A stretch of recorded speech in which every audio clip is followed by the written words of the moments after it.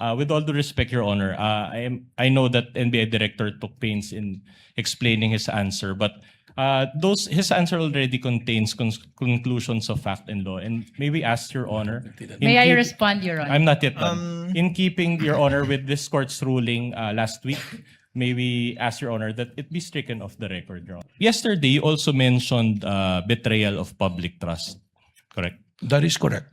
Can that be indicated in the subpoena when you issue it against this alleged person?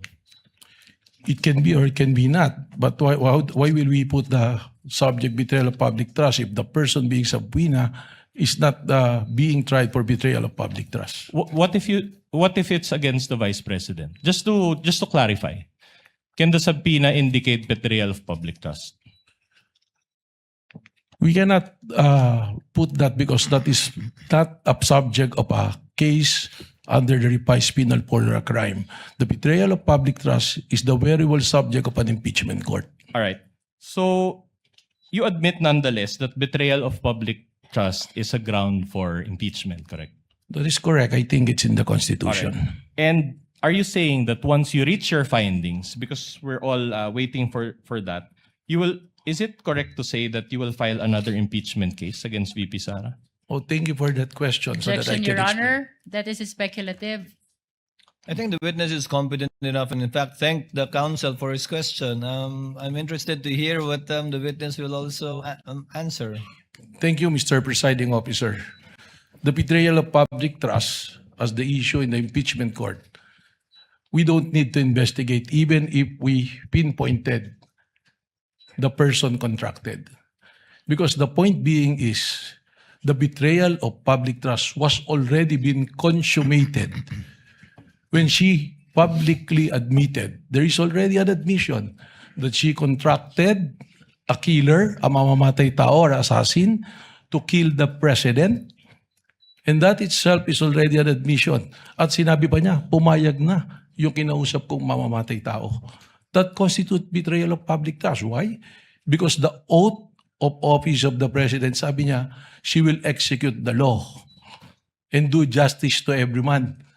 So, pag nagbalak kang pumatay at ginawa mo yan, that is no justice to every man. It's not execute the law. Execute the president yung gusto mong gawin dyan. Your Honor, with all due respect, Your Honor, I know that NBI Director took pains in explaining his answer, but his answer already contains conclusions of fact and law. And may we ask Your Honor? May I respond, Your Honor? I'm not yet done. In keeping, Your Honor, with this court's ruling last week, may we ask Your Honor that it be stricken off the record, Your Honor? My answer was pretty simple. And it is Counsel not for responsive. the lead prosecutor. My question was pretty simple. Sorry. Your Honor, ang depensa po ang nagtanong kung mapapatunayan na nag-commit ng betrayal of public trust, kung sasampahan pa ng impeachment ulit at sinasagot lamang po ng testigo, Can we get- consummated na ang betrayal of public trust dahil may kausap ng tao na pumayag na to execute the President, the First Lady, and the former Speaker. That's precisely the ground for our motion, Your Honor. Can we get the ruling, Your The Honor? motion to strike off is denied. Let the answer of the witness remain in the records. That was his answer, counsel. However,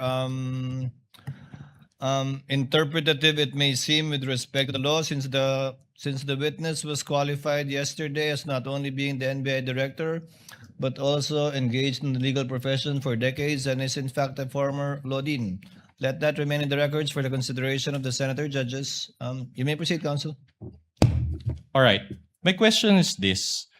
Are you conducting your ongoing investigation to substantiate this current impeachment case? Again, sinabi ko na po, kung ang pagbabasihan is betrayal of public trust, nandoon na po. Bakit po namin hinahanap A yung simple- kinausap na papatay? With all due respect, Detector, simple yes or no will do.